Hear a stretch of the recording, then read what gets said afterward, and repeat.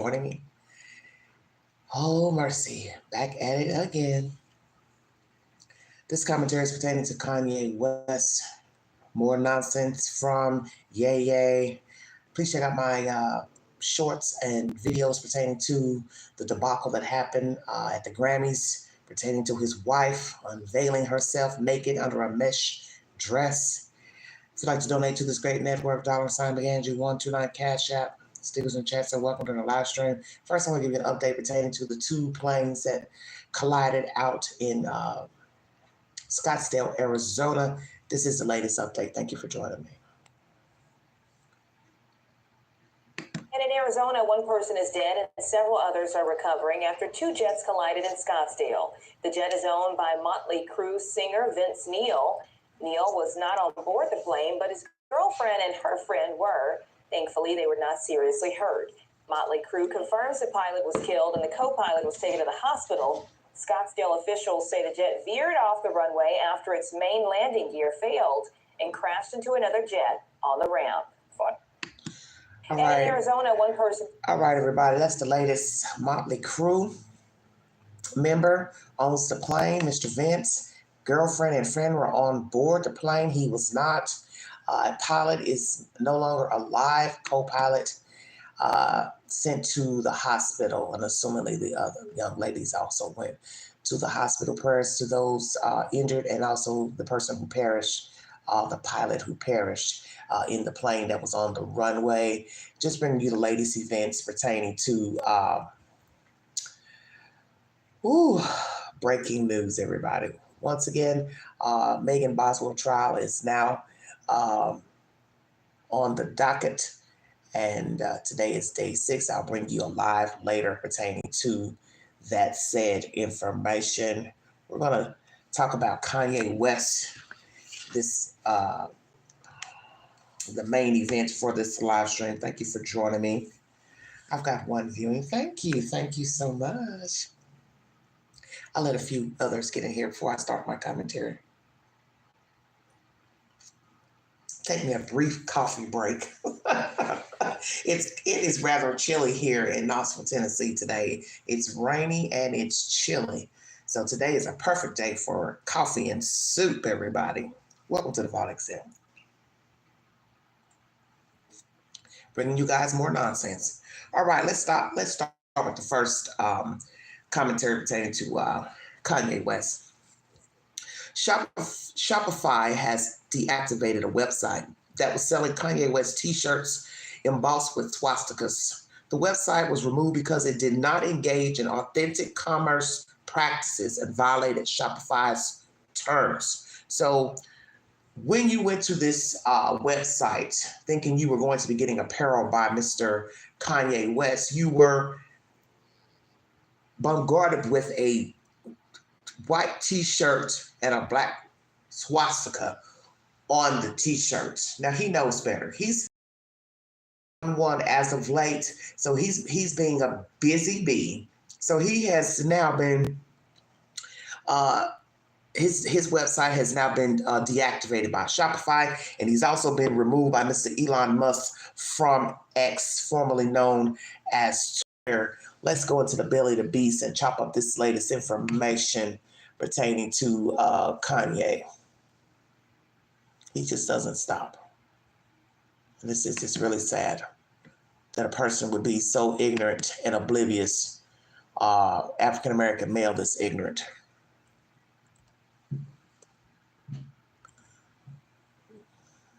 One second, everybody.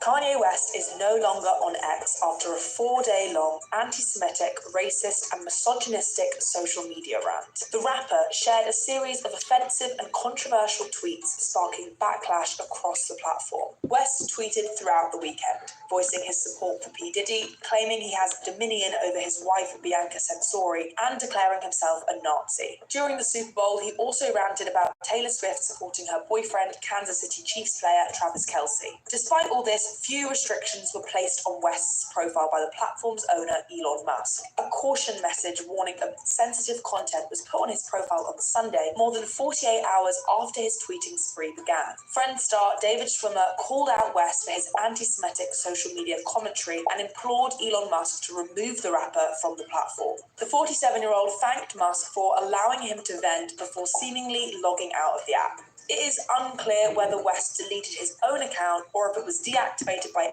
X following mass calls from users. Either way, his account has now been wiped clear of any past tweets and simply reads, "This account doesn't exist." Well, who's going to miss him? Probably nobody. Somebody just as crazy as him. That's the latest information, everybody.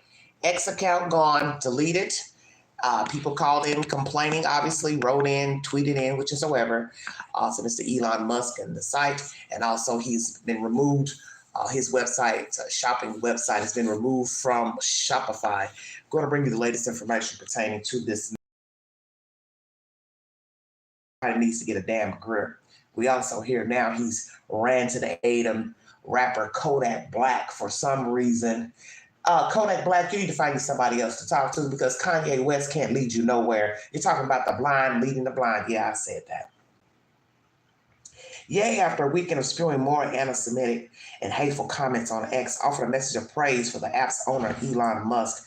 "I appreciate Elon for allowing me to vent," the controversial rapper formerly known as Kanye West tweeted Sunday evening, according to KTLA. "It has been very cathartic to use the world as a sounding board." Yeah, I'm sure. Ye gave kudos to Musk as he announced he would be going dark on X. The Vulture's One rapper 47 seemingly deactivated his account days after using Musk's platform to declare himself a Nazi and express renewed praise for Adolf Hitler. In addition to the anti-Semitic posts, Ye called for the release of jail music mogul Sean Diddy Combs and declared his dominion over wife Bianca Censori. The musician has a long history of making provocative and harmful statements, and in recent years faced scrutiny for his comments about the Jewish community, a number of which he published on X. In 2022, Ye had threatened on X that he would go DEFCON 3 on Jewish people, prompting suspensions from both that platform and Instagram. His comments also prompted multiple clothing companies and management firms to cut ties with Ye. But both X and Instagram eventually reinstated the Grammy winner's account, and he continued to double down. In December 2023, Ye apologized for another round of anti-Semitic outbursts and said he would commit himself to learning from this experience to ensure greater sensitivity and understanding in the future. During Super Bowl 59, on Sunday, Ye aired a cryptic commercial directing viewers to a link for his Yeezy clothing line. The website toots only one item, a $20 white t-shirt bearing a black swastika. Before Ye credited Musk's platform for hosting his venomous post, the ex-owner on Sunday tweeted that the rapper had been posting illicit content. Musk, also head of the Department for Government Efficiency, to chime in on Ye's internet activity. Musk also flirted with Nazi imagery earlier this year when he extended multiple salutes with his right arm during an inauguration event for President Trump. Given that he has posted his account is now classified as NSFW, Musk replied to an ex-user who allegedly Ye had posted pornography, "You should not be seeing that anymore. Only time will tell." Los Angeles Times is the source. So he's off of Shopify. He's off of X. He had put pornographic material allowed, but I guess with the racial comments and rants about Miss Taylor Swift and Jewish people and ranting about, this and that and cursing, it was time to go. So you see over the years, many companies have left Mr. Ye in the dust because nobody wants to be affiliated with that type of nonsense. Nobody wants to be affiliated with that. The way it is. A black man has no business speaking ill of Jews or anybody else. How the hell are you going to identify with Adolf Hitler? And you come from African people. who were brought here against their will and enslaved and worked as indentured servants for years. Make it make sense. And he had nasty things to say about slavery. Oh, they could have broke free. They could have broke free. Well, now, but they didn't. And I can't even count the number of Jewish people who were slaughtered by the hands of Adolf Hitler's minions. So, Kanye, there are no words for you. Just another sick puppy wanting attention. And as I say, when you talk about these people, that's what you're giving them. You're giving them breath. You're giving them breath. You're feeding the beast. But it's breaking news, so I brought you the said update.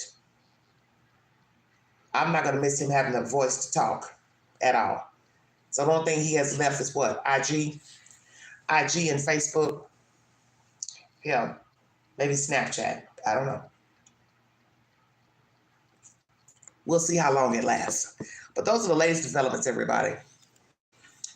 So with the crash in Arizona, one person is deceased, a pilot passed away, and a co-pilot and Mr. Vince from Motley Crue, his girlfriend and friend, not him, but his girlfriend and her friend were on that said plane owned by him, and they were sent to the hospital alongside a co-pilot.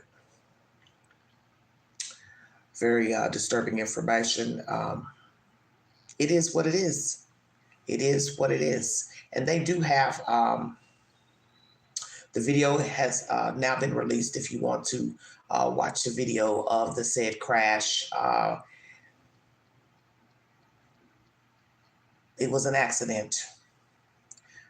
Don't know how long this plane had any issues, but naturally the FTSB will be investigating alongside the FAA, and we will see.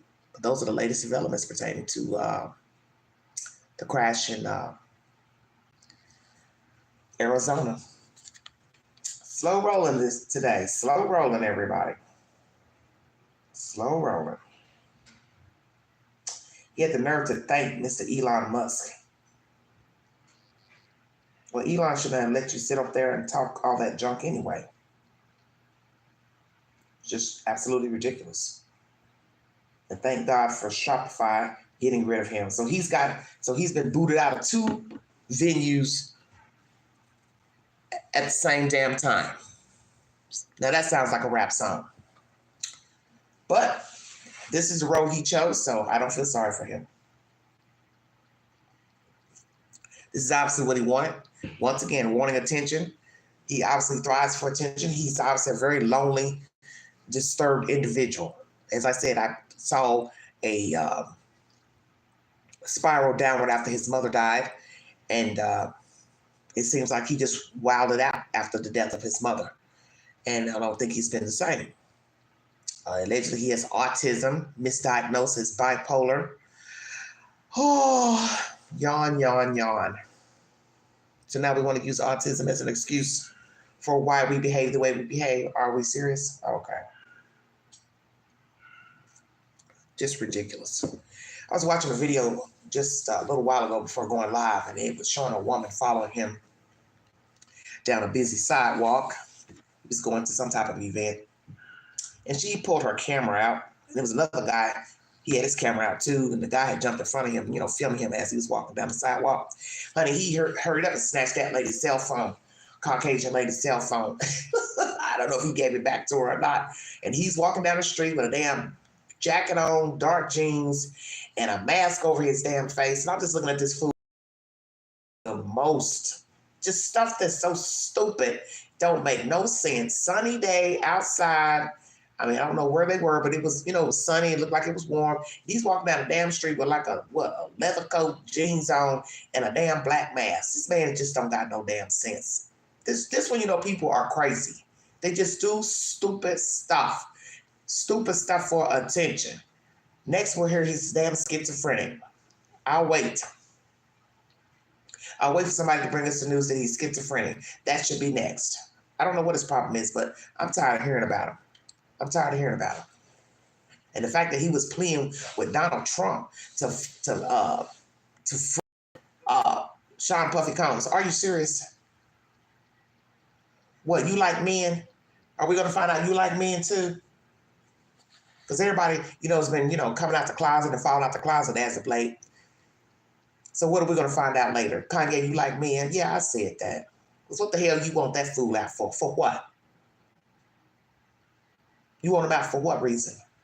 You two are best friends? Y'all good friends? Boy, bye. And stop the nonsense. He hasn't even gone to trial and gotten a sentence yet for you to be asking Donald Trump to free him. Kanye need to sit down. Just sit all the way down. And when I mean sit down, I mean way down. Like crawl in a hole and cover yourself up with dirt. He's just a non-relevant motherfucking factor. That's all it is to it. He has nothing to bring to the table. And it's sad that he has just spiraled, as I said, downward. He doesn't seem to have any direction. He doesn't even have a cause, really a reason for breathing. But he is a child of God. So as I always tell people, when you have people who act like this, the only person that can work with them is God. That's it. Man, woman can't do anything with them. So he's God's child. So this is the work of the Lord. The Lord want to work with him. Hey, I can't tell God what to do. But as far as civilized human beings trying to work with Kanye, you are wasting your time. There's nothing you can do with this fool. Absolutely nothing. Absolutely nothing, child. That's the latest, everybody. I didn't have anything else really to talk about besides just bring you the update pertaining to the airplane. Wanted to bring you that information. We now know that a pilot died. Obviously, he was, I'm assuming it would be the one that was sitting inside of the airplane, the one that was already on the ground. It's a terrible tragedy. Terrible, terrible tragedy. 4 days of ranting and raving. And this wife of his, it's something wrong with her. It was like a ayahuasca trip. Love all of you who gave me your energy and attention.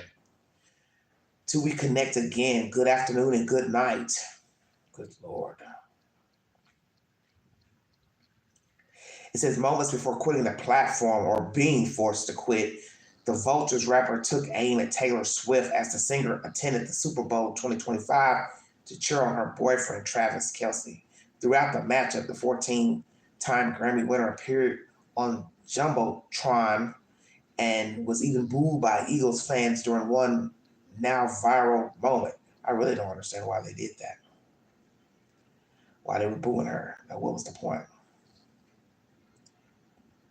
They said he's been taking aim at the singer for years, took to X during Kendrick Lamar's halftime show, writing, "If it's about the culture, why are we letting Taylor Swift be seen on TV singing a song about taking a black man down and accusing of things that can't take a black man down for life?" The rapper, who shares 4 children with ex-wife Kim Kardashian, went on to drag Lamar in the showbiz world, adding, "Kendrick is being used by these white people and Jews, and so am I. As I tweet in code words, add kiss Ellen's ass and beg him to not cancel my account." He went on, adding that he was desperate to maintain his troublesome social media presence. This man, it don't make no sense. You're going to get on somebody's platform and use it to curse people out and talk crazy about homophobic slurs and talk bad about Taylor Swift and talk bad about the Jews, claim to be in cahoots with Adolf Hitler, but then you got the nerve to say, as I tweet in code words, add kiss Elon's ass and beg him not to cancel my account. Well, you shouldn't be up there talking crazy. You wouldn't have to kiss his ass. You wouldn't have to kiss his ass. He says Kendrick is being used by these white people and Jews, and so am I. This man is crazy. Oh, well, his account has been wiped clear. Does not exist. So no need of you all going over there trying to look. It's gone. And he's been banned before from X when it was Twitter. So he's been lucky to get back on. I believe it was 2022. And as you see, he doesn't care. He's just never going to sit down and be still anywhere.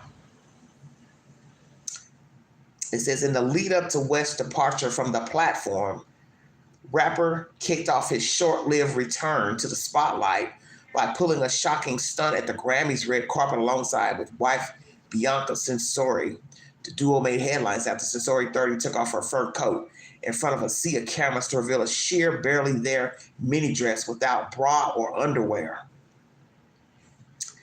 And if you need verification for this bobblehead not being on X,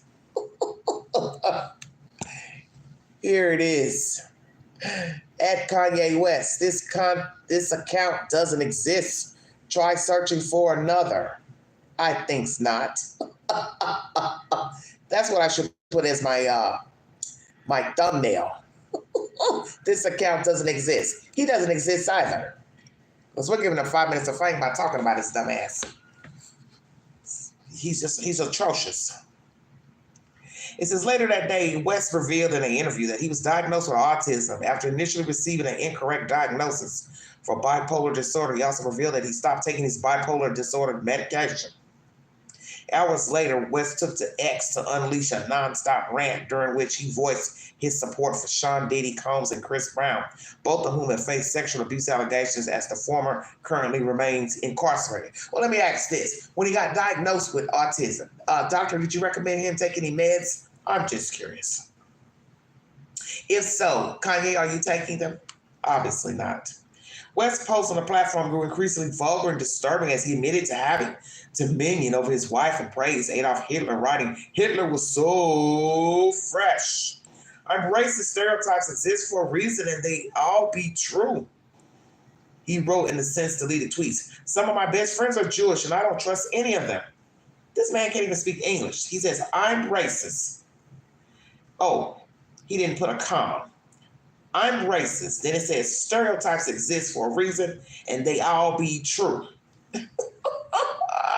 He said, "Some of my best friends are Jewish and I don't trust any of them," quote unquote. "I'm a Nazi," he went on, adding, "I love Hitler." He then withdrew his apology to the Jewish community for past anti-Semitic comments before unleashing a slew of new ones aimed at the community. Once again, he praised Mr. Musk for saying he was the most lit person that has ever been on Twitter, adding that the Tesla CEO stole my Nazi swag. The rapper then professed his love for pornography before posting several porn videos on the platform, which also allows nudity. Now, why the hell would you all allow nudity on X? Come on now. I think I saw that a while ago when I was on X a few years back. I think I saw content where people were trying to send me videos. I'm not trying to look at no naked woman on X, have my name attached to no damn account. That bullshit. It's just so crazy. Just so damn crazy. That's the latest, everybody. Our little Adolf Hitler is gone. You'll have to find another platform to rant on. I guess he'll go run over to IG and get kicked off over there.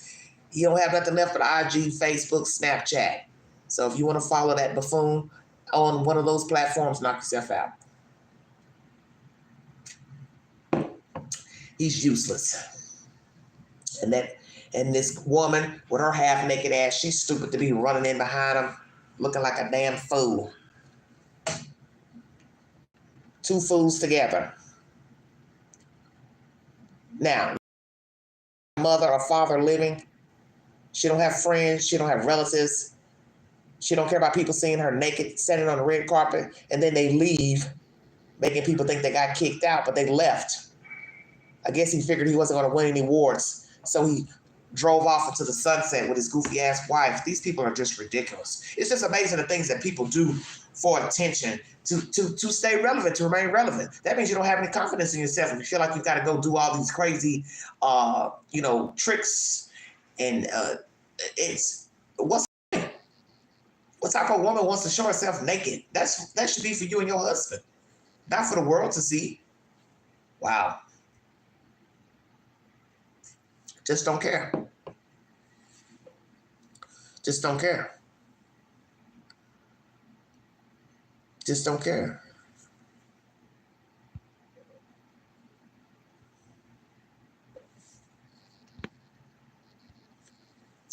That's the latest, everybody. That is the latest. I want to share something with you. I found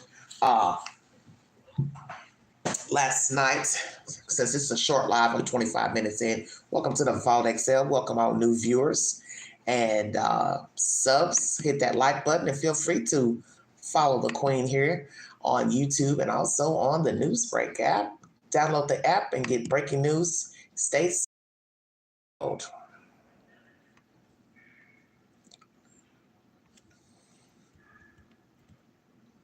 want to bring you a story coming out of Detroit, Michigan. Since I've got a little time to spare, I'm going to bring you still a lot of people talking about Kendrick Lamar and Drake. I believe they're saying Drake has responded.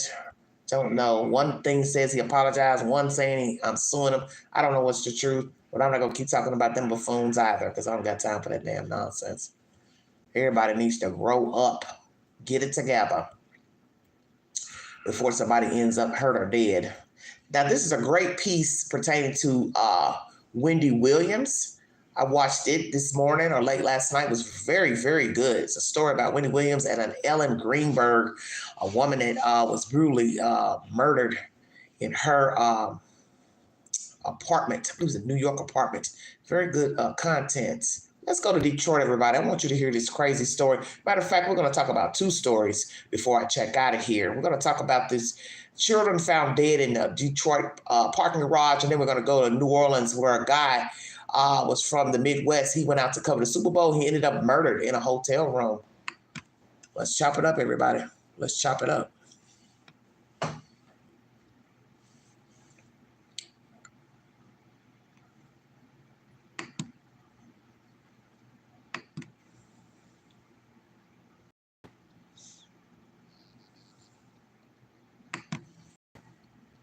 Hard to even comprehend. Two children are dead tonight, found frozen to death inside a family van. It appears a large family was living in the vehicle when it was discovered inside the Hollywood Casino parking garage at Greektown today.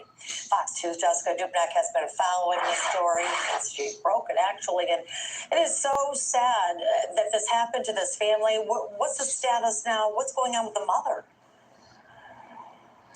Well, mom is being detained. Police will not say that she's arrested, but detained at this point. I want to paint a little picture of what these children have been enduring.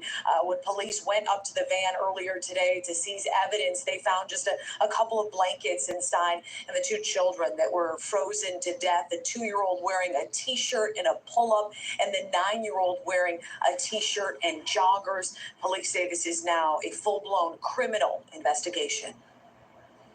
Was unnecessary. It didn't have to happen this way. Investigators shaken at this unimaginable tragedy. One phone call could have prevented it all. A female said child not breathing. They are in a car at Greektown Casino parking structure. Around 1 a.m. Monday morning, a gray minivan pulled into the Hollywood Casino at Greektown parking structure, parked on the 9th floor. Either it ran out of gas or had a mechanical issue, leaving the family of 6 without heat. Around noon, the mother inside the van, along with 5 children, noticed that one of the children wasn't breathing.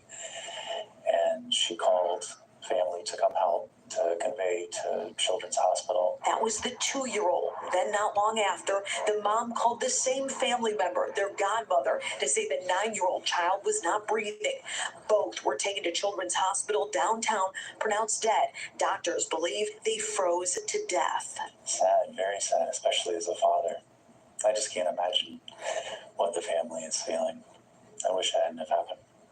The 2-year-old wearing a T-shirt and pull-up. The older child in a T-shirt and jogging pants. Only a couple blankets in the car. The other 3 children also checked out at the hospital are expected to be okay. They're being placed with Children's Protective Services. And now their mom is detained, being investigated for possible criminal charges. I don't think anyone really wants to think about that at the moment with the 2 children passed, but the reality is that the circumstances do have to be examined. We have to figure out how to go forward.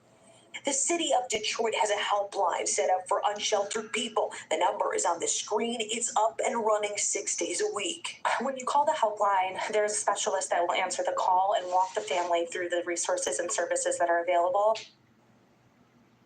Yeah, but what's actually available? Shelters? Here in Detroit, there are over 1,400 beds for people that don't have homes, and about 110 of those are reserved for those drop-in emergency situations. Let's hear that again. How many? And about 110 of those are reserved for those drop-in emergency situations that this family could have taken advantage of. 110 beds. Here in Detroit, there are over 1,400 beds for people that don't have homes. 1,400. About 110 of those are reserved for those drop-in emergency situations that this family could have taken advantage of. As far as the criminal investigation, Detroit police now working backwards. We do understand that the family did at one time live in an apartment on the city's east side, but they don't anymore. They were living out of that van. They're reviewing security footage here at Hollywood Casino to see if this is a place where they came often. Still a lot to unpack, and again, this is a full-blown criminal investigation now with Mom. Reporting live in Greektown, Jessica Dupnack on The Edge. Well, Jessica, wondering why it took the mother so long to realize two of her children weren't breathing or weren't responsive. Was there a chance, are police looking into the chance that she might have been inside the casino at one point and then came out and realized this? That's a good question. We asked that earlier. There wasn't an indication that she was inside, more so looking for a safe, kind of tucked away place to park her vehicle. But those are questions that they'll be reviewing that video and possibly use it as evidence. But it just all happened very quickly. You're talking really only 11 hours or so without heat. It's unclear in that time when the children passed or if they had any predisposition, 11 hours or anything like that made all of this happen much quicker. Yeah, your heart just breaks for them, though. 11 hours. Okay, so we're going to double back.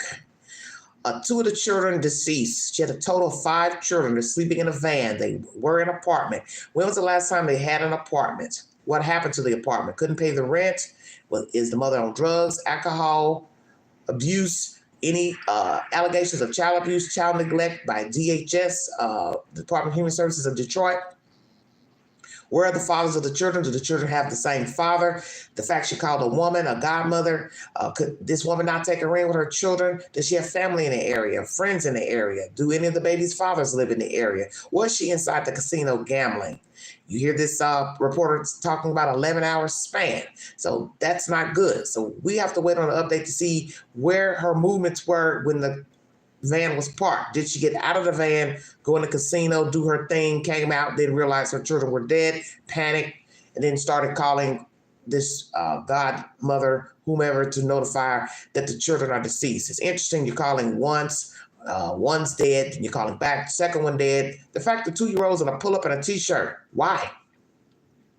You can see the bottom of the screen, 24 degrees. And that was at 11:08 p.m., the time this broadcast aired. You know damn well the temperature was going to drop below that 24 in the wee hours, okay? And Detroit is cold. Trust me, Queen stayed in Westland, Michigan for about 5 weeks. So it's cold. Up north is cold. Bottom line. Good old Lake Michigan. So how long were these people living in a van? What are the ages of the other children that survived? Teenagers, preteens, or small children as well?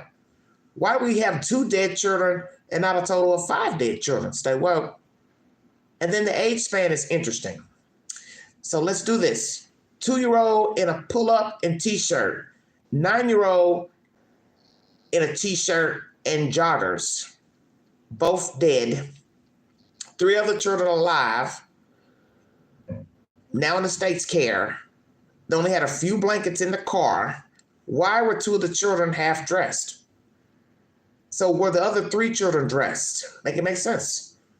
You would think with all these bodies piled up together, put on a couple of pair of socks, some thick pants, shirt, sweater, layer your clothes, shirt, sweatshirt, sweater, put on a toboggan, put on some mittens. You could stay warm, 5 people huddled together.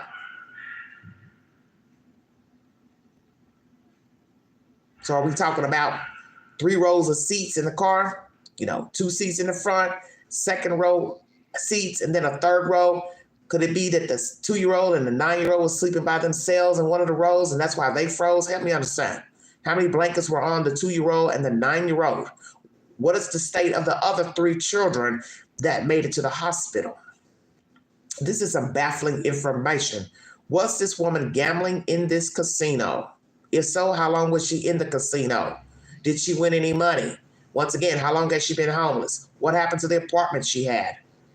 Family, friends, where are they? Why could nobody help? Did she ever call a shelter to get help? Has she stayed in a shelter since being homeless?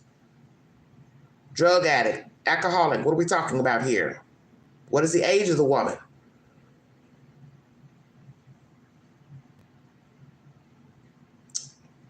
What is the race? This is bad. 20-something degrees out. Or less. And 2 children are perished inside of a van in a parking garage at a casino parking garage. Was the mother gambling? Does she have a gambling addiction? Could this be the reason why they don't have a place to live? Because people become homeless for various reasons, lose their job, stop going to work, they become sick, they become ill, they have too many bills, they're paying car notes, rent, can't make it. What happened? What happened to their apartment? How long have they been homeless? How long have they been sleeping in that van? How long have they been parking in that parking lot? Do they park there often? Or she just happened to go there this one time? Lots of questions. I'll bring you an update pertaining to the story, but we're going to recap it because I want to get the timeline of the hours one more time. Lord Jesus, help us. Found frozen to death inside a family van. It appears a large family was living in the vehicle when it was discovered inside the Hollywood Casino parking garage at Greektown today. Fox 2's Jessica Dubnak has been following this story since she broke it, actually. And it is so sad that this happened to this family. What's the status now? What's going on with the mother?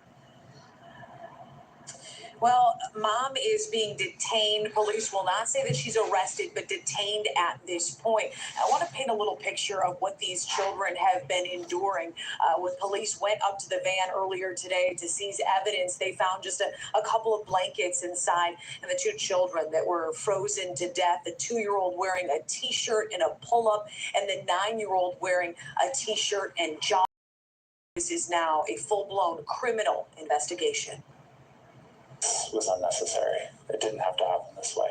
Investigators shaken at this unimaginable tragedy. One phone call could have prevented it all. A female said child not breathing. They are car at Greektown Casino parking structure. 1 a.m. Monday morning, a gray minivan pulled into the Hollywood Casino at Greektown parking structure, parked on the 9th floor. Either it ran out of gas or had a mechanical issue, leaving the family of 6 without heat. Around noon, the mother inside the van, along with 5 children, noticed that one of the children wasn't breathing. And she called family to come help, to convey to Children's Hospital. 5 children noticed that one of the children wasn't breathing. And she called. Right there. Sorry about the background. 5 children noticed that one of the children was not breathing. So were they all awake? Was the mother inside of the vehicle when the children noticed that one of the children was not breathing? Let's repeat that one more time. Around noon, the mother inside the van, along with 5 children, noticed that one of the children. Okay, the mother was in there too. And she called family to come help, to convey to Children's Hospital. That was the 2-year-old. Then not long after, the mom called the same family member, their godmother, to say the 9-year-old child was not breathing. Both were taken to Children's Hospital downtown, pronounced dead. Doctors believe they froze to death. Sad, very sad, especially as a father. I just can't imagine what the... Hold on one second. Let me see if I got a story. Get this woman here. Hold on, everybody. So even if there's a situation where they're in. A mother of 5 made the Hollywood Casino parking garage home overnight. Temperatures dropped into the teens. By Monday afternoon, a 2-year-old girl and her 9-year-old brother would be found unresponsive. Their mother called for help getting both kids to Children's, but it was already too late. This tragedy hitting fellow mother of 5, Charlisa Williams, hard. And that story kind of really affected me too, because at one point in time, I was the mom sleeping in the car with her children. And it kind of hurt me because at any point in time, it could have been one of my children being in that situation. Charlisa was able to get the help she needed. She and her family have found a home in Detroit Rescue Mission Ministries Women's Shelter. It's just very important that people understand that you don't have to be outside. Chiara Clayton says her whole heart goes out to the family. She and Charlisa want people to know there are safe places for those experiencing homelessness. It's nothing wrong with asking people for help. She wants you and anyone else who needs to hear it to know there is always help available. We don't turn people away. So even if there's a situation where there isn't a city ordinance, if someone comes to one of our shelters and needs services, we're going to help them. Wow. Can you imagine, as cold as it is, being homeless? Detroit, Chicago, New York, they're all the same. There are places that you do not want to be homeless. Now, this lady who was speaking is not the woman with the dead children, but she's been in this situation before with, I guess, same amount of kids. This is crazy. Absolutely crazy. Did this woman ever reach out to a shelter or shelters? You heard commentary in this live that the shelter had 1,400, this content here, and 100 for drop-ins, immediate drop-ins. So did this woman reach out to anyone in Detroit, family, friend, or shelter, to try to get somewhere to sleep? Or was she just shamed? She didn't want to burden anyone, or she has asked maybe a friend, somebody, and they wouldn't take her in. Take her and her kids in. What the family is feeling. I wish that hadn't have happened. The 2-year-old wearing a t-shirt and pull-up. The older child in a t-shirt and jogging pants, only a couple blankets in the car. The other 3 children also checked out at the hospital are expected to be okay. They're being placed with Children's Protective Services, and now their mom is detained, being investigated for possible criminal charges. I don't think anyone really wants to think about that at the moment with the 2 children passed, but the reality is that the circumstances do have to be examined. We have to figure out how to go forward. So let's go there. What have they discovered so far in their investigation? Because this is a new story. What have they discovered? Were the children properly fed?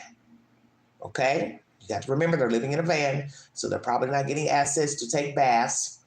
Brushing teeth, they'd have to go somewhere public to do that. They'd have to go somewhere public to wash up unless someone's letting them come to their house to, take a shower and bathe. And you're now talking about 6 people, 5 children and 1 adult. That's 6 people using water, soap, toilet paper. How long have these people been homeless? How is it that 2 are dead and 3 are living? What is the state of the 3 that are living? And what was the state of the 2 that died? Because that's going to be very important. Were the children fed?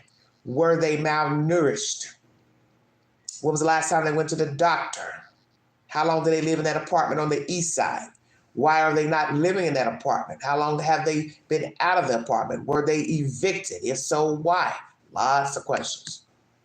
The city of Detroit has a helpline set up for unsheltered people. The number is on the screen. It's up and running 6 days a week. When you call the helpline, there's a specialist that will answer the call and walk the family through the resources and services that are available. Did this woman call somebody in the Detroit general metropolitan area for help? And if she didn't, why not? Prayers for the 2 decedent children. Like I said, what is the state of the children? Why are 2 dead and why are only 2 dead? Because you're going to have to ask yourself that. How are 2 dead and 3 alive? What are the ages of the children? Were the children going to school? That's another question. Where are the children going to school? Properly fed? Any malnourished? Last time they went to the doctor? Last time they actually had a place to live in? What happened to their things? See? Question for question for question. Baby daddies, where are they? Same father? Different fathers? Where are her family members?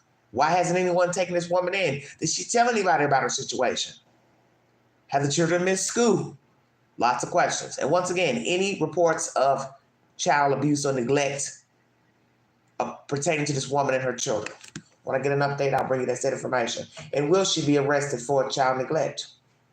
And now homicide. Lord have mercy. What a story. All right, everybody, going through the Queen's watch history. Yes, I watch a lot of stuff.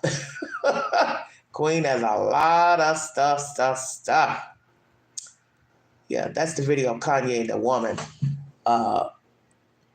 snatching the lady's phone that I told you all about. Snatched the reporter's phone. Okay, and the president is still signing more executive orders. He can't contain himself. I've been watching some very good content on here, I must say. That Wendy Williams special is very good. Please check it out by News Nation. It's a 2-part storyline pertaining to Wendy Williams and her state. How did she get in that predicament of having an overseer?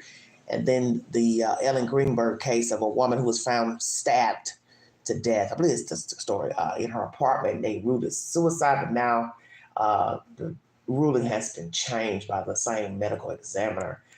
Let's go to New Orleans. This is a very disturbing story coming out of New Orleans. This is for everyone breathing, single, married, dating. Beware of your faculties and the people you take up with. As I always say on this network, you don't know people. So when you go along with people, you have to know that once the doors close, all bets are off.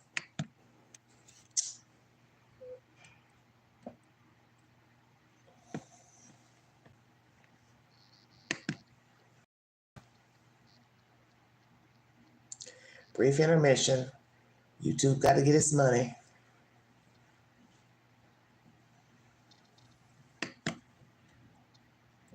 Well, Kenner police say they discovered new evidence linking a Slino woman to the death of a Kansas City sports reporter. That reporter was here in New Orleans assigned to cover the Super Bowl. Chris Welty is live outside of Kenner Police headquarters with these breaking details. Liz, Kenner Police Chief Keith Conley says new surveillance video shows Adon Mazzano and Danette Colbert at multiple locations throughout New Orleans before arriving back in Kenner at his hotel room.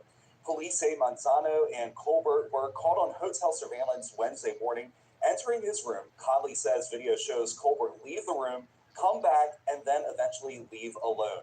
Right now, Colbert is only facing property crime charges, but detectives say they're looking into the possibility that Colbert drugged Mazzano before his death.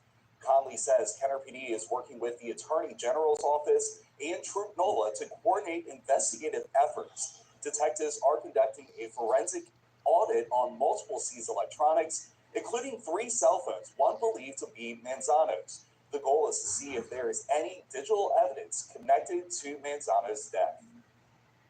We have 3 cell phones that were recovered from the search in St. Tammany Parish.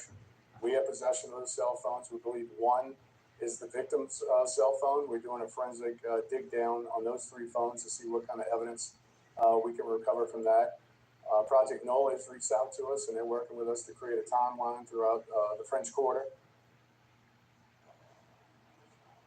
Now, Kenner Police Chief Keith Conley calls Colbert a career criminal known by investigators.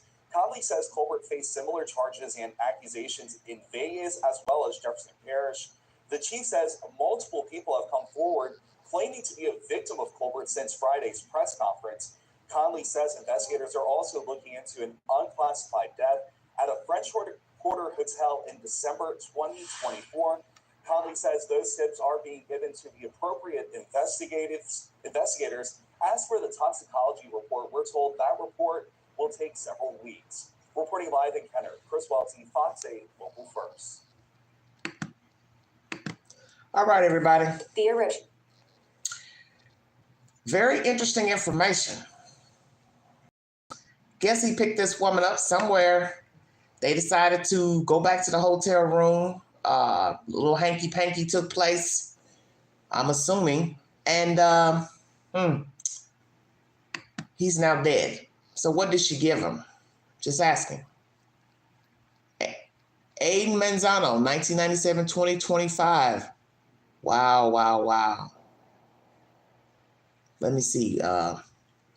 What's the time on this update? 3 days ago. I'm going to stop that right there.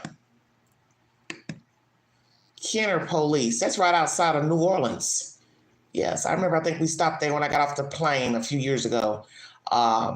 We stopped there and went to this really nice wine store in Kenner.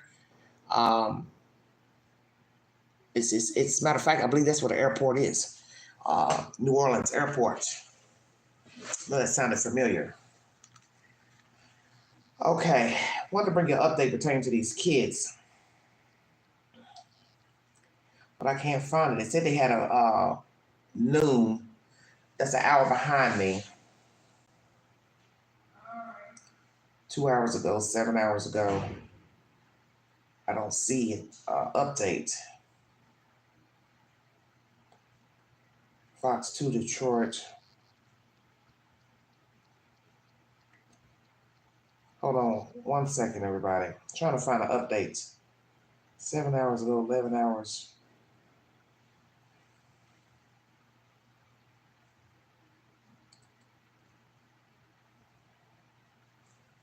Trying to find an update about the kids. They're supposed to have a press conference, and they're an hour behind me.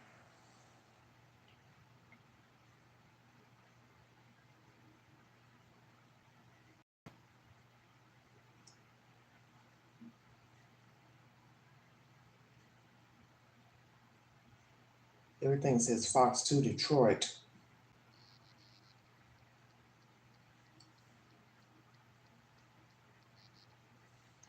Hold on 1 second, everybody.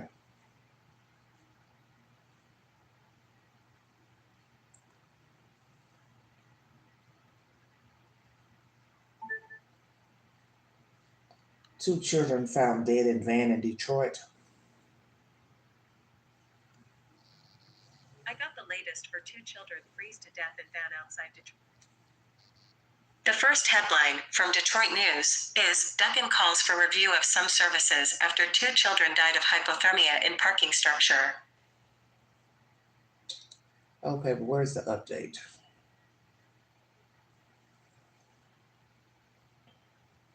Four hours ago. Sorry I'm taking so long. They've got Detroit Fox 2 News, but they're not showing a press conference. Let's see what this WJBK says.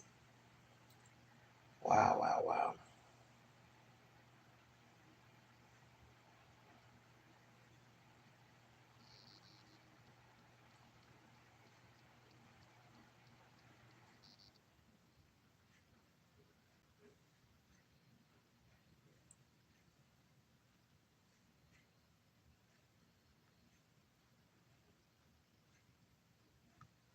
Well,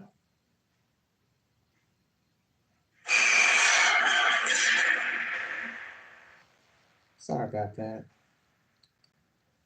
It's showing 1,000 commercials. I think I found an update, everybody.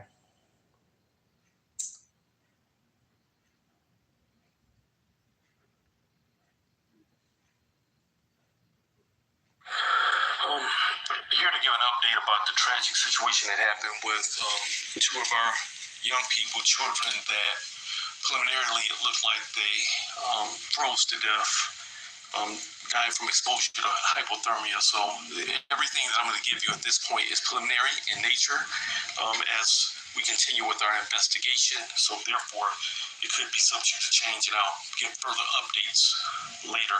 But the children were asleep in a car on the 9th floor of a casino parking structure, the Hollywood Casino. The mother realized that her 9-year-old son wasn't breathing, Also, previous to that, she had already called a friend, another, close relative, to help because with the vehicle not running, trying to figure out whether it was a mechanical failure, it had ran out of gas. So they were already on site in another vehicle, attempting with gasoline to get the vehicle started. When the mother realized that her son wasn't breathing, she did make a 911 call, but the friend in a Buick immediately transported the 9-year-old, put him in the car and transported them to Children's Hospital.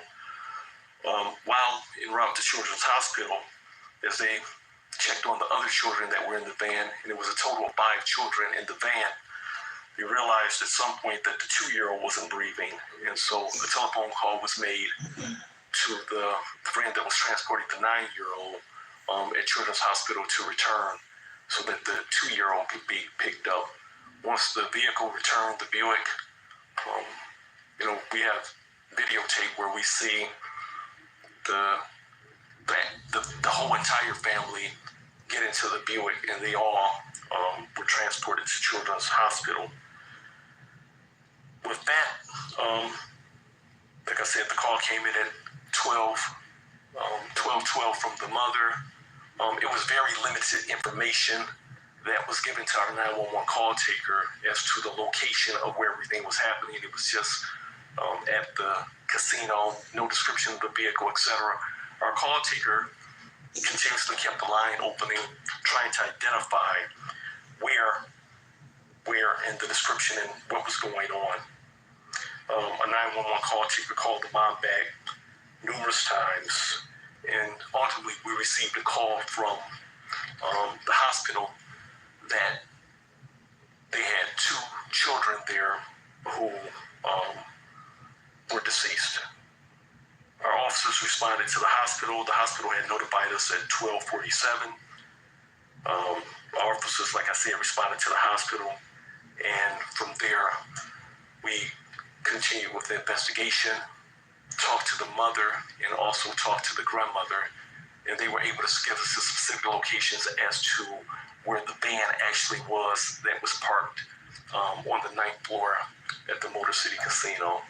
And so we do know that on that day and time that the temperatures were below 32 degrees, and from all talking to hospital staff, and of course ultimately the medical examiner will determine the cause of death, but just on the surface right now it appears that it was exposure to hypothermia. So at this point I'll be around to answer additional questions, but I'll turn it over to the mayor, and at the end of the press conference we'll answer questions. Thank you all. Thanks, Chief. It's a terrible day in Detroit as we deal with the tragic loss of 2 young people, and it's got to make us rethink everything that we're doing. The heartbreaking part of this is that there were family shelter beds available just a few miles away from where the family pulled in to that Greektown structure, but brings home the point that having services available doesn't mean very much if the residents who need them don't know how to access them. I meet every 2 weeks with the police chief and all of the command staff to talk about what's going on. And last winter, the commanders were picking up unsheltered individuals in the evening and taking them to shelters and couldn't get them in, which made me very angry because I thought we had contracts that shelters did not turn people away. But we got our housing and redevelopment team together with the Detroit Police Department and dramatically changed things for this winter. I'm going to stop right there. Is it possible that she did try to get into a shelter that night and could not? As you hear the mayor saying, well, I've heard of people being turned away. So was this an issue for this woman and her children? There weren't enough beds available for the amount of people you're talking about. people. That's a lot for one, walk-in, 6 at one time, and you want all 6 together naturally. And then 2, that's dangerous. Taking children into a shelter, especially if it's just a shelter with beds lined up, row for row, you're not gonna be able to watch your children. Naturally, you probably want 2 in a bed together to sleep if they're small children, but still, when your eyes are shut, you can't watch your children. And we've heard of people being sexually assaulted and robbed in shelters. So it sounds good to keep you warm, but you have to use common sense. Once your eyes are closed, you can't see anything. Added 400 more shelter beds, going from 1,300 for this winter. And then we added another 110 drop-in beds. And drop-in beds are really important because while a shelter may be full, the drop-in center will take an individual any time of the evening and never turn anybody away. And 75 of those beds were family beds, exactly the type we needed here. And then we added a third piece. The angels of this city are our homeless outreach workers. What they are doing out in the cold and talking to our individuals about their problems every day is remarkable. But DPD complained that in the evening they did not have the access to the homeless outreach workers.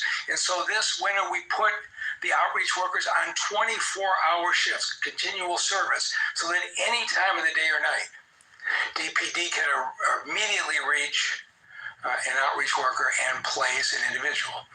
And all winter long, I have heard great compliments at the way the Detroit police are working with the outreach team. As people in the city know, our officers do not treat the homeless with a criminal response. They almost invariably go out with an outreach worker talking about where they could go. So,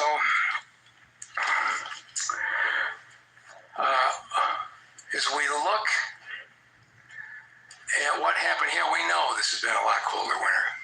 And the details I'm going to give you are also preliminary. Chief Bedison is examining the side from the police department, but we're also going to examine everything that happened here from a housing services standpoint. And so we're only 18 hours into this, and when I say may turn out to change as we go, but here's what I am told in the housing department that we do know. That this family reached out to our homeless response team on November 25th. They had reached out earlier in the summer and even back into the previous year, but reached out on November 25th essentially saying they had been living with a family. They were no longer going to be able to keep living with that family and needed a place to go. And in the course of that conversation, there was no resolution reached on where they would go. And one of the things that's important when you call our homeless services folks is that if it's an emergency situation, we send out one of these outreach workers, because when you're on the telephone, you have people with complicated problems. Sometimes it's hard to figure out exactly what the circumstance is. Is it an emergency? But when a homeless outreach worker goes and lays eyes on the family and sees what's going on, they know exactly what to do. For whatever reason, this wasn't deemed an emergency that caused an outreach worker to visit the family. 3 weeks later. Okay, now we got to ask what the hell's really going on here. November 25th, that's cold. You know it's cold in Detroit in November. So why would the worker deem it not serious?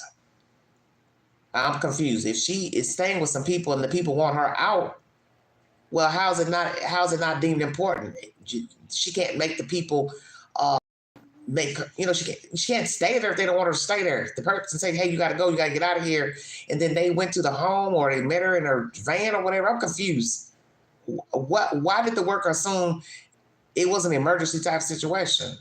If it was an emergency, why would she even set up the appointment for you to go out there and meet her? Something's off here. Somebody's not telling the truth here. We opened the Family Drop-In Center on December 16th. It was exactly the type of situation we opened it for. And we were opening it to be ahead of the worst temperatures of the winter. At least as far as we've been able to determine so far, the family never called back again for service. And as far as we've been able to tell, our homeless staff never proactively reached out to say, what happened with your situation? Was it resolved? Exactly. Or to indicate that there might be Didn't give a fuck. A room available. And so wow, we have to make sure that we do everything possible to make sure that this doesn't happen again. And I'm not trying to talk about an individual employee. I'm talking about the system as a whole. Are we doing everything to make sure people in this city know how to access this critical care? And so I have asked Malia Howard, our deputy mayor, and Julie Schneider, the head of Housing and Revitalization Department, to come back to me with 2 weeks with plans to review this and address it. One, obviously, is the history of the circumstances on this family. But I want a review of our call center and the housing specialists. I've heard times that people say, I called and they asked me a lot of questions about classification and the like, and I came away confused. I want to make sure that when people call, they get very clear options when that phone call is made. And I am asking them to put a policy in place that anytime minors are involved experiencing homelessness, that our outreach workers automatically do a site visit. Anytime we've got children in danger of being on the street, I want that outreach worker face to face and identify what the situation is and make sure it is resolved. And finally, before he finishes, will there be a lawsuit? Because I don't know if this woman's going to be arrested or not. She's detained, but I don't know if she will be arrested. Will there be a lawsuit? Because if she reached out to these people in November and nobody or somebody came out and said, well, I don't feel like she fits the criteria, then something must have been said at the time of the visit, or somebody's not telling the truth. So what happened with the visit? Because some worker had to have said and brought back paperwork to say she doesn't qualify. The only way she wouldn't qualify is if you went out there and you started asking questions. She didn't want to answer the questions. Or somebody stepped in and mediated and said, oh, no, she okay. Don't worry. She can still stay here. I mean, something had to been said for the worker to turn away and go back and say, okay, she don't need any help. Something ain't right here. I'm asking for a review of our public information process. As you can probably gather, it was up late last night, and I went and I looked at the media coverage when we opened the Family Drop-In Center on December 16th. It was remarkable. On all TV stations, all newspapers, all social media, we had extensive coverage that service was there. But the reality is that somebody living in a car, somebody living on the street, isn't getting that information. And I want us to think through how we make sure the people who need it the most know that we are there for them. The people in this city who are working on this are remarkable. You have got churches, you have got nonprofits, you have got warming centers. You have a lot of people in the city willing to step up and help during the winter. But I think it's really important right now that we just clarify to everybody 2 simple rules, and we have to do this to make sure it doesn't happen again. If during the day you are in danger of homelessness, you call the hotline. It's about well-publicized 866-313-2520. But if it's after 6 o'clock at night and an incident's happened, you've been pushed out of the house, you're in an emergency situation, go to your police precinct. Because in this city, our police work hand in hand with our homeless prevention folks. And if you get to the police precinct, you don't need to navigate anything. The officer officers there will greet you, take care of you, and make sure you get to the shelter that you need. We just can't have something like that happen in this city again. So the deputy mayor and the head of Housing Resources have been on their assignment for about 2 hours. I know they'll get it done thoroughly and competently. With that, I'll introduce the deputy mayor, Malia Howard. Thank you, sir. Good afternoon, everyone. As we stand here today, we do truly mourn the loss of these 2 children. It is completely tragic, and our hearts are heavy. No parent, no family, no mother should ever have to endure such hardship and heartbreak. And so our hearts go out to her and to her mother and her extended family.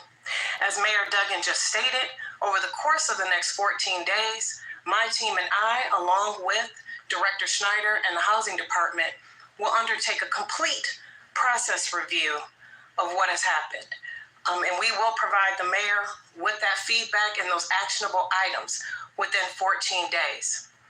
But I want to say this.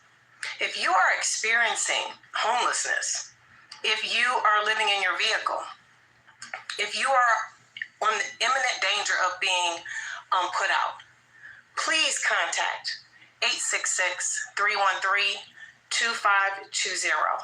Again, please continue to pray for this family. As Detroiters, I know that we will lift them up in our hearts and do so. But please, again, if you know of anyone or if you are experiencing these issues, please call 866-313-2520. Again, as Mayor Duggan stated, if it's after hours, please go to the nearest police precinct. Please. This is to support you and your families. So please know that we are here for you and continue to serve. And again, the full strength of the administration is behind this effort, and my complete attention will be on nothing but this moving forward. So thank you. I'd like to bring up Director Julie Schneider from the Housing Department.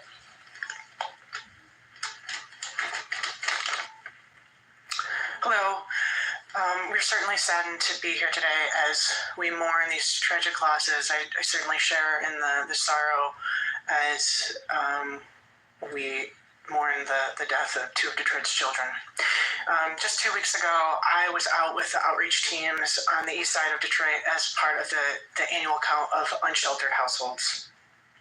I wanted to go out with our outreach teams. I wanted to see the work that they do every day. I wanted to talk to individuals and households who were experiencing homelessness. While we were out that night, we encountered one gentleman on the side of the road. He was quite literally cold and shivering that night and needing help and wanting help. I called for a Lyft ride while our team waited with him and talked to him. And that Lyft ride took him to one of our drop-in shelters as all of our outreach teams were out that night conducting outreach. As the mayor mentioned, this winter has been colder than previous winters and has been difficult and highlights the need to provide these services. In preparation for this winter and based on residents' need, we brought in an additional 400 shelter beds since December of 2023, and an additional 100 drop-in shelter beds for residents who are sleeping outside or who are in cars. We have expanded the work of those outreach teams like the one that I accompanied. They're out every day, meeting with unsheltered households, working to connect them to services such as shelter, housing, every single day. And that work was expanded to 24/7 since last year. In light of these tragic events, as the mayor and deputy mayor said, I will conduct a review of the service delivery and coordination within the next 14 days. Also within the next 14 days, I'll be reviewing a history of the family as it relates to their calls for services and for those experiencing. Okay, I don't know why that cut off. So what's going to be the end result? That's what I'd like to know. What's going to be the end result? Are they going to find that someone did not do their job properly? You heard the mayor saying that. I'm not trying to name, a person or persons for not doing their job, but maybe the system itself. Well, the point is people make the system. People make the system. So if a person's job is to go out and assess a person's situation, and then they come back and relay the information to whomever, they don't need help, then something must have been said in that conversation when she went to the site, or he went to the site. A conversation had to have taken place that the person didn't need help, or you made a determination that they didn't need any help. It can't go one of two ways. So what really happened when the worker went out to the site to meet the lady and her kids or assess the situation? Where did they go? To the home where they were staying? Did they go meet her in her van somewhere? Did the lady just change her mind perhaps? Were they asking too many questions? Did she not get a proper understanding of what was expected of her? Because I'm wondering if they have some type of criteria that the lady didn't want to follow. I don't know. Make it make sense. Like I said, will there be a lawsuit? Because she did reach out in November. And she also reached out, I guess, sometime in the spring, summer and spring. So she's probably been homeless a while. How long has she been homeless? Possibly going from place to place. And actually, 6 people, that's a lot of people to take care of. That's a lot of people, as I said. Being in your house, sleeping in your house, using up toiletry, soap, toilet paper, food, that's a lot of people eating. And I don't know the ages of the people, but children are growing and they eat more now. Children eat more, crave more, and somebody might be a single person trying to take in 6 people and they don't have the resources to feed 6 people. You understand? So now let's ask this question. Did the woman get any type of food stamps or welfare for her children to where she could help give somebody a little bit of money every month or week on food? Did the woman get food stamps for her children? Because they have to be eating. And I would assume she'd have enough sense to apply for food stamps, knowing she had to feed her children. And I can't see the state of Michigan not giving her any food stamps. So did she have a food stamp card to feed her children? Were they being properly fed? How long has she been homeless? What a story. I don't know what's wrong with this buffering here. This is supposed to be the update to Kenner Police to give us an update pertaining to the story in Louisiana pertaining to the reporter that went to cover the Super Bowl that was unalived. Let me see if I can go back out and start back over. Welcome to the Vault Excel, everybody.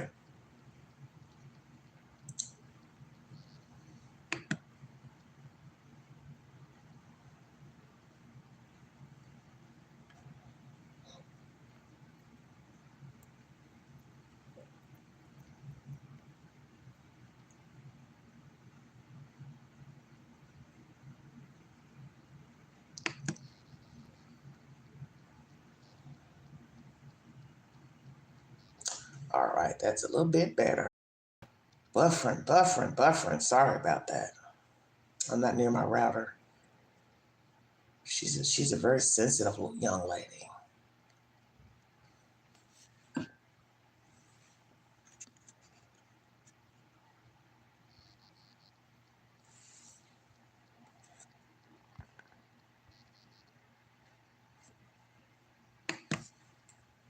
Everybody's good?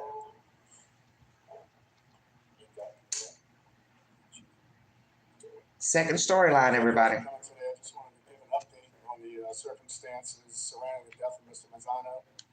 As you know, there's been an ongoing investigation. The police department's been working this around with some new developments last night.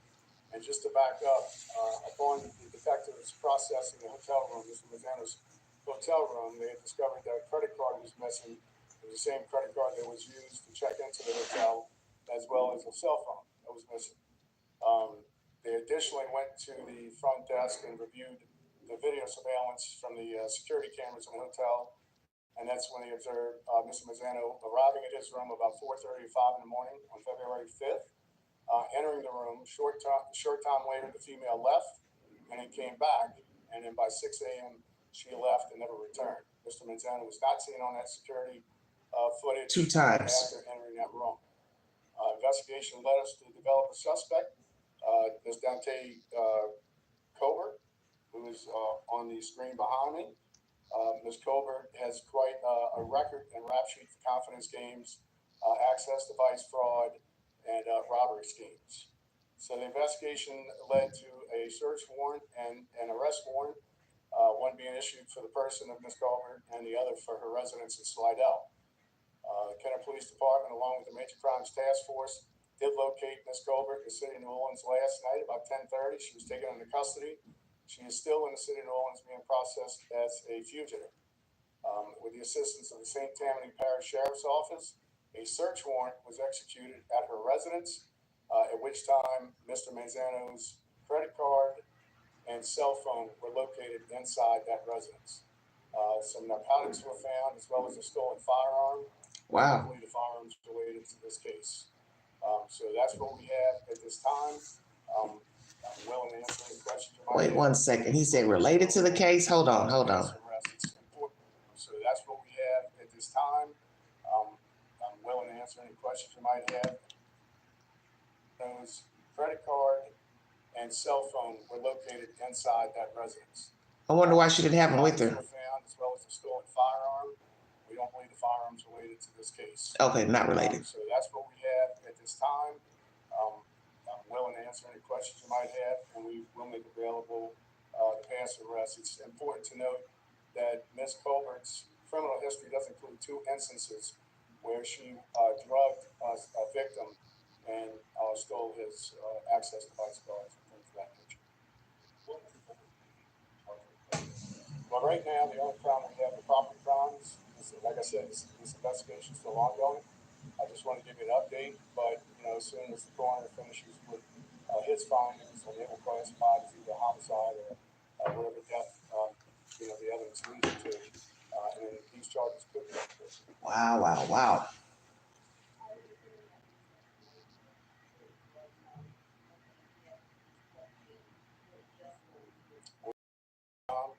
But like I said, I think as this investigation goes forward, it might lead to some criminal activity.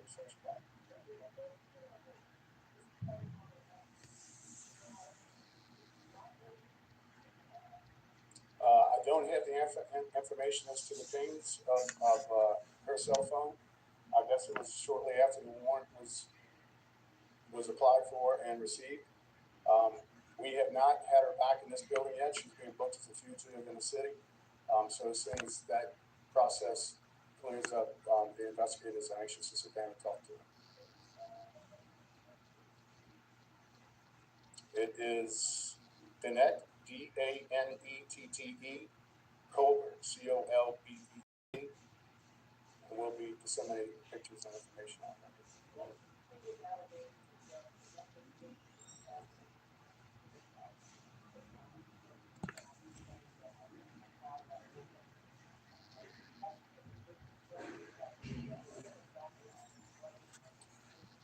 One was in 2022 in Nevada, where she was actually charged with introducing a substance, a foreign substance. And the other one was in Jefferson Parish, I believe it was 2 years ago. So she's got a case in Nevada, in Jefferson Parish, probably out there in Las Vegas doing the same thing, drugging men. We're not familiar here in Kenner, but there are investigators in New Orleans that are familiar with her. She's, as a matter of fact, I'm looking through some of the files and some suspect cards in the city of New Orleans. She was stopped quite frequently in the French Quarter, and she's known to. Well, that's probably what she was doing when they arrested her. She was working then. I'm sorry. It was found on the 5th in the afternoon about 3:45. I'm sorry. He was seen on video entering the room with Colbert about 4:30, 5 o'clock in that morning, a.m.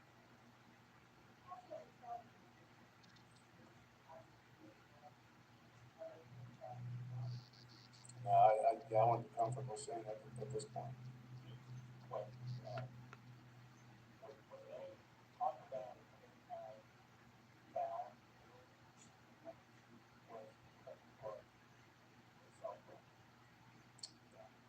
there's no contraband found in the room. And the credit card was in the city of New Orleans.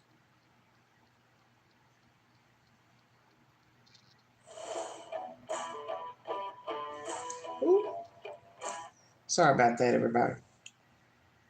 Wow, wow, wow. What a story. Got to be careful out here picking up people or going places with people you don't know.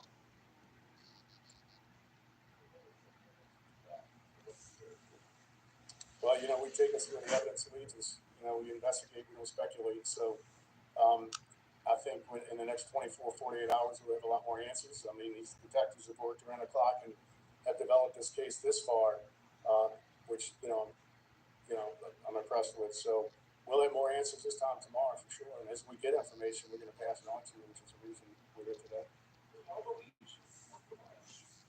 At this moment, we have nothing to indicate that she was working in conjunction with anybody else.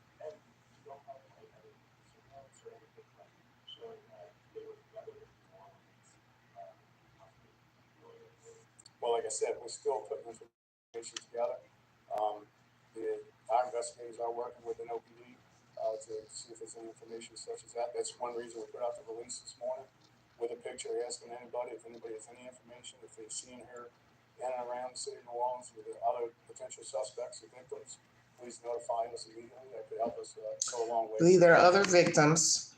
They have a video that's released showing her luring this Telemundo reporter to a hotel room before he was found dead. Okay, I'm just loading it up. Miss Colbert is 48. He's 27, so she was old enough to be his mother. Wow, I didn't know she was that old. He was from Kansas City, was in town for the cover of the Super Bowl, and he was found in New Orleans suburb of Kenner, said at Friday press conference. Two entered the Comfort Suites hotel around 5 a.m. on February 5th. Over the next few hours, Colbert left the room, came back, and left again. So why was she going in and out of the room? Once again, he never emerged from the room when he was found dead. Lozano's phone, credit card were missing from the hotel room. The card was used for fraudulent charges in stores around New Orleans. Wow, wow, wow. I'm trying to see if they're going to show her luring him out. 1 second, everybody.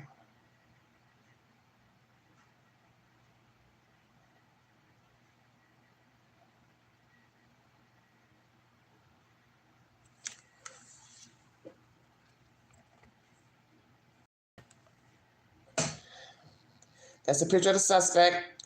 Obviously, she got her wig taken off. Mm-hmm.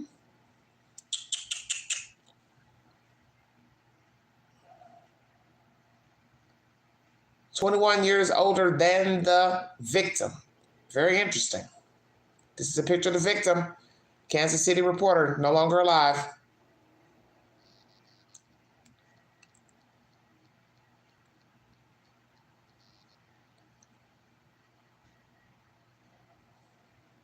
Career criminal with a history of confidence games.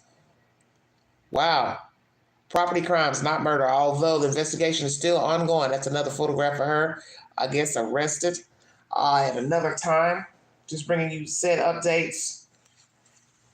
Here's a picture of her when she was looking, I guess, well-to-do. 48-year-old woman. Does she look 48?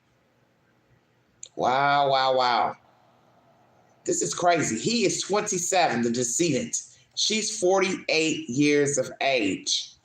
He went home with a woman old enough to be his mother. Did he know she was almost 50 years old? Wow, wow, wow. Interesting, interesting.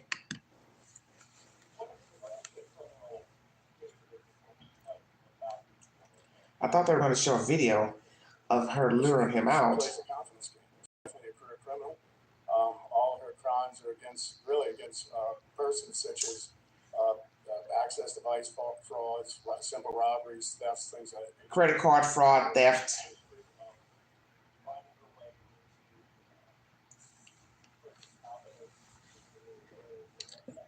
prior arrests? Well, we know of 2 cases prior where this has happened, and in this case, so there's definitely 3 cases in which he's got access to their personal information and their credit cards in that manner, and there's several others on her rap sheet that don't go into that much detail. Here's a picture of the young man with his wife. She is no longer alive. She died last April. So now we have 2 people who are deceased.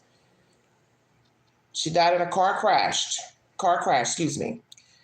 Manzano with his wife, Ashley.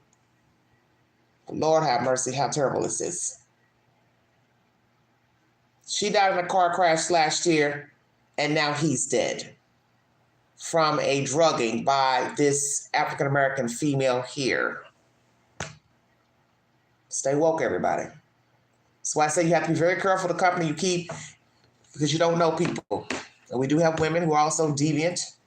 I guess she had to figure out a way to get his money, credit cards or whatever, device. So she drugged him. That way she could have access to snoop through his things and get his credit card. Wow, wow, wow.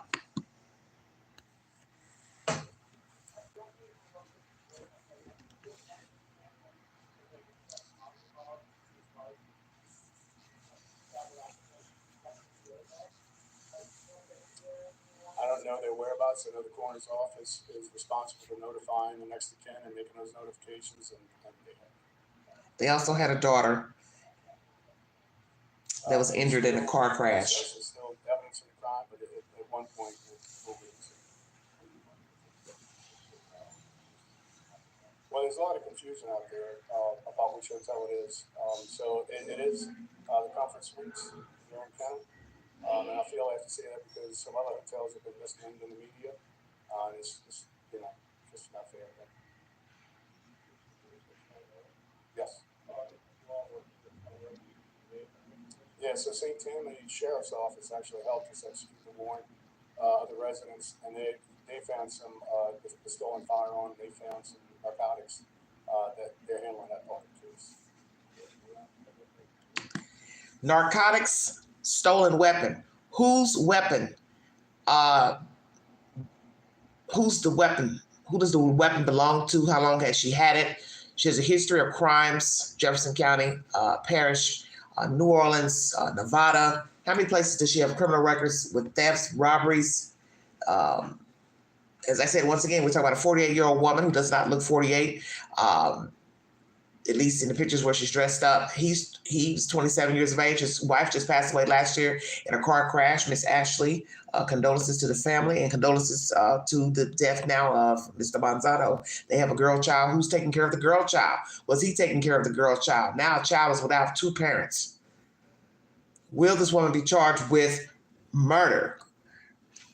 Ms. Colbert has been charged with property crimes in connection to the death of Manzano, but has not been charged with murder. However, authorities said the investigation is still ongoing and her charge may be upgraded when police obtain a coroner's report, which could take weeks. As soon as the coroner finishes with his findings, he will classify it as either a homicide or whatever death the evidence leads him to, Conley said. Once again, before his tragic passing, Manzano's wife died last year in a car crash that also injured their young daughter. Wow. So what is the state of the young daughter? Is she viable now, walking, going to school? How is the daughter? I'm going to give a synopsis pertaining to this case. Aiden Manzano worked for Telemundo, Kansas City reporter. He was found dead in his hotel room Wednesday, February 5th. He was in New Orleans area to cover the Super Bowl. It says eerie surveillance for the shows the so-called Bourbon Street hustler, Danette Colbert, luring sports reporter Aiden Manzano into a New Orleans area hotel room where he was later found dead. The video shows Colbert, 48, with Manzano, 27, a reporter for Telemundo, Kansas City, who was in town to cover the Super Bowl. Police in New Orleans suburb of Kenner said in a Friday press conference the two entered a Comfort Suites hotel around 5 a.m. on February 5th. Over the next few hours, Colbert left the room, came back, left again, the footage shows. But Manzano never emerged and was found dead that night, Kenner Police Chief Keith Conley said. Manzano's phone, credit card were missing from the hotel room, and the card was used for fraudulent charges in stores around New Orleans. So now we got to ask, how much money did she spend? Does it amount to a felony? What did she buy?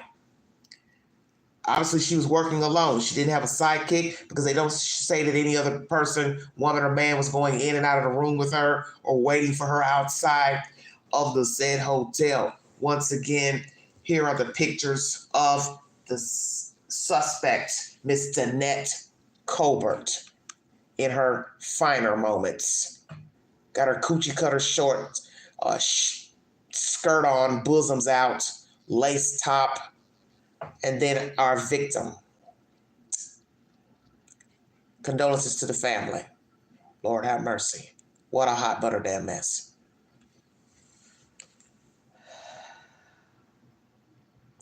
Cops arrested Colbert the next day and sweeping her house and uncovered the credit card phone, along with narcotics and a stolen firearm. Is she a drug addict, drug user, or was she selling drugs? She's a career criminal. Ms. Colbert has quite a record and rap sheet for confidence games, access device fraud, and robbery schemes, Conley said, detailing a long history of theft and credit card fraud. At least 2 of those cases involve Colbert seducing, drugging, and robbing men. Big Easy locals even referred to her as the Bourbon Street Hustler, according to the Daily Mail. Wow, so they're saying locals know her as the Bourbon Street Hustler. Are y'all hearing what I'm saying? So she's known as the Bourbon Street Hustler to people in the community. Wow, wow, wow. So they've probably seen her going into bars, leaving out with the men. Naturally, bartenders watch, bouncers watch, and they realize, okay, she comes in here a lot. She comes in alone, but she leaves in the company of a man. Wow.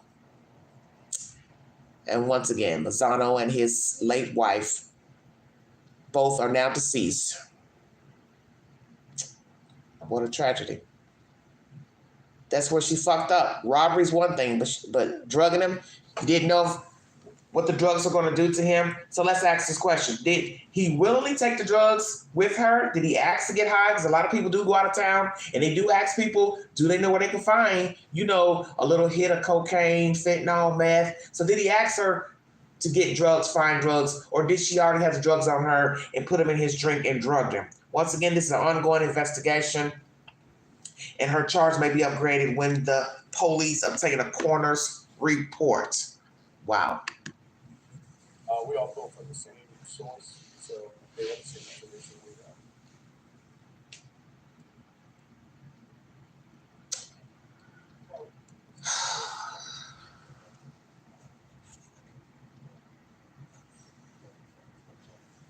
Yes. You get a better picture. That's the suspect. Is she a drug user? Or does she sell drugs? Or she just has the drugs on her to use to drug men? The detectives realized that was not in his possession or his wallet.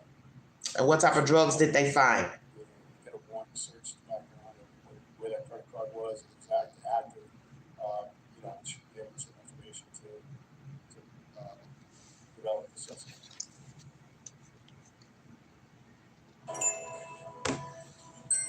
Oh, sorry about that. Brief intermission. Oh, Lordy. Sorry, this volume is kind of low here on this video. No, it's just, everybody should be aware of their surroundings. And this brings to light that there are people out there that prey on other people and bring them into their confidence and victimize them. You asked if this was a homicide. I don't know where it's going to end up. Like I said, we know what the evidence leads us to the end result, and not speculate. But these are the kind of things that can happen if you're out in any city by yourself, or it's a major concern. I know that whenever you have a major event like the Superdome, you get these traveling criminals that can come in and find suspects. Find victims. So it's something that people really need to be aware of.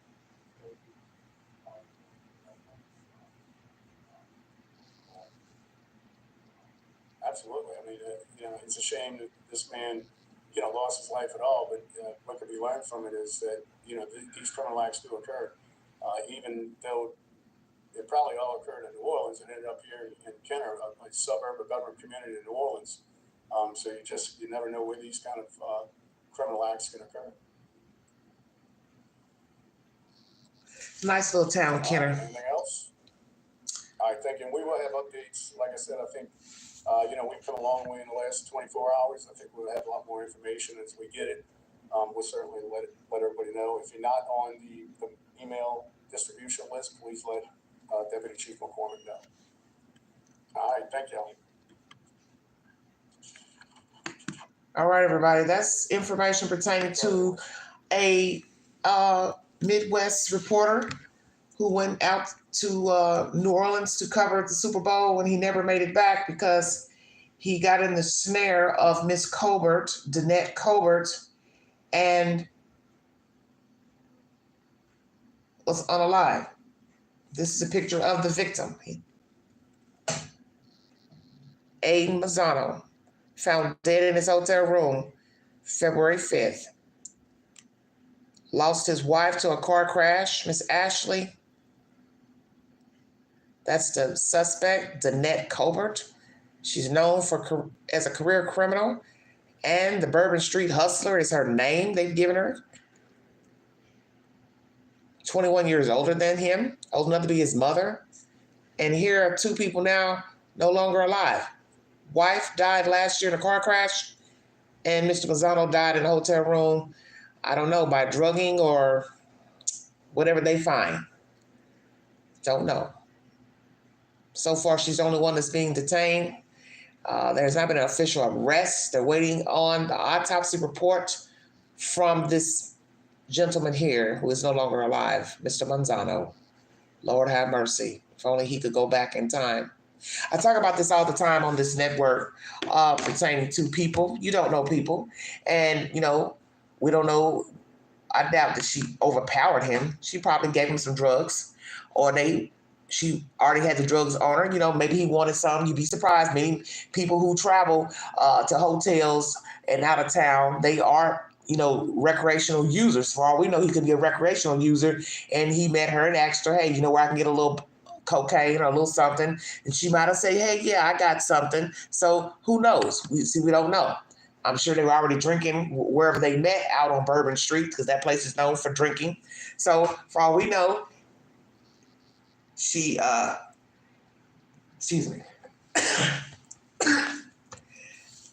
went back to the room, put something in a drink, or,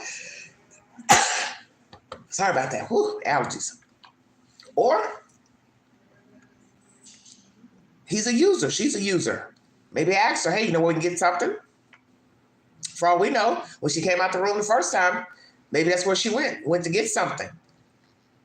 Maybe he said, hey, I'll give you a few dollars, go get something. She figured he had some money, go get the drugs, come back. Maybe they did a bump, a line or something together. I don't know. But she left out for some reason and then returned. So perhaps when she left out, she went to get some drugs. They decided to get high together, and he ended up dying. Don't know. We'll have to wait on the autopsy to see how he took the drink. I don't know how they're going to decide that. Ingestion, how it got in the bloodstream, either by, smoking it, snorting it, or putting a drink. I don't know. But obviously she's known for, drugging men, robbing men. And that is what's being alleged by two other men in this article. I'm going to make sure I repeat that correctly before I check out of here. 1 second, everybody. Hold on 1 second. Pull that back up.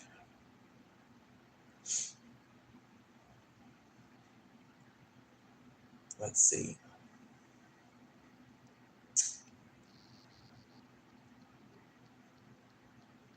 It says at least two of those cases involve Colbert seducing, drugging, and robbing men. She's a career criminal. Quite a record rap sheet for confidence games, assets, device fraud, and robbery schemes. Long history of theft and credit card fraud. She is known, as they said, Big Easy locals even referred to her as the Bourbon Street Hustler. Once again, the victim, Manzano, the suspect, currently detained. They went to a Kenner hotel right outside of New Orleans. Queen has been in Kenner because that's, like I said, I believe that's the town where the airport is down in New Orleans, and went through Kenner to get to New Orleans and stopped at a very nice wine store. Kenner's a nice little town. So if you ever get a chance, you're in the general area, stop through Kenner, New Orleans area. I didn't get to really see all the sites like I wanted to, but anyway, this is why you have to be careful when you're out and about, meeting people and greeting people. As you see, I doubt that they met online. They met out at a bar. This is why you men have to be careful taking up, looking for women, wanting to have sex, because there's a price for sex. You know, we talk about that all the time on this network, meeting and greeting people. And I keep telling people, it's not always about the internet. You can meet a person anywhere and get hoodwinked and bamboozled. It doesn't have to be online, Facebook, date site. You can just be out. Costco, Walmart, gas station, function, exchange numbers, it's on and popping. Because that's the whole point. As my aunt once said to me many years ago, no longer alive, she said, you can agree to go do something with someone, but it does not mean the person is going to play fair once the door is closed. Exactly. All bets are off when that door closes. So it's going to be a matter, as we would say in the street, survival of the fittest. Once that door shuts, you are on your own. So you have women who are diabolical. They'll unalive you. You have men who will unalive you. And that's the thing. You don't know who you're dealing with when you go into a room or a personal space or a car. You don't know what a person will do to you. You don't know if they'll have somebody else waiting for you. See, that's the danger also of a hotel room. She could have went in a hotel room and he had somebody else there waiting to play funny games with her. Stay well. See, it can go a multitude of ways. She could have called somebody else to come join her and play funny games. You don't know people. No different than going to someone's house. It's the same thing. House, hotel, it's all the same. You go into a woman's house, you don't know who's there. You don't know who lives there. You don't know if somebody's hiding in the closet. You don't know if she went out to pick up somebody to bring you there. You don't know if she had somebody waiting there and you two met online, wherever. And she said, yeah, come on over. You don't know people. Sadly, this man is not alive. Maybe she gave him a lethal dose of something. Put too much in a drink. Don't know how it went, but there are two cases involving drugging and robbing, so that's her forte. That's the latest, everybody. 2 children dead in Detroit, froze to death inside of a van in a casino parking garage. When I get an update to that story, I'll bring you that set of information. This case here, outside of New Orleans,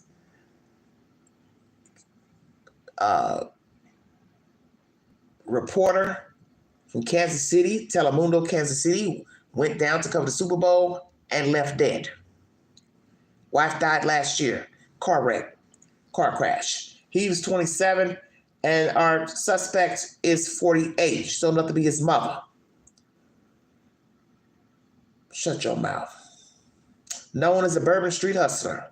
The beginning of this live stream is pertaining to Kanye West. He has now been removed from Shopify for having a website that led to a t-shirt with the swastika on it. He has now been removed from Shopify. He has also been removed from Mr. Elon Musk X for derogatory language, inciting hate, racist comments about Taylor Swift, Jewish people, so on and so forth. He's a goner.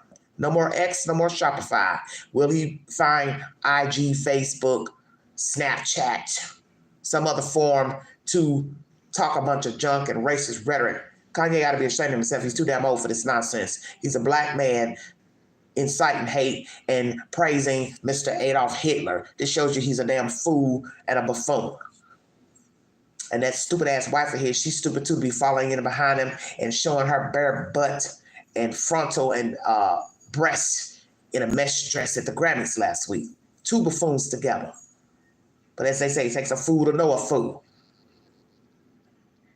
I have no sympathy for Kanye West or this new wife, two peas in a pod.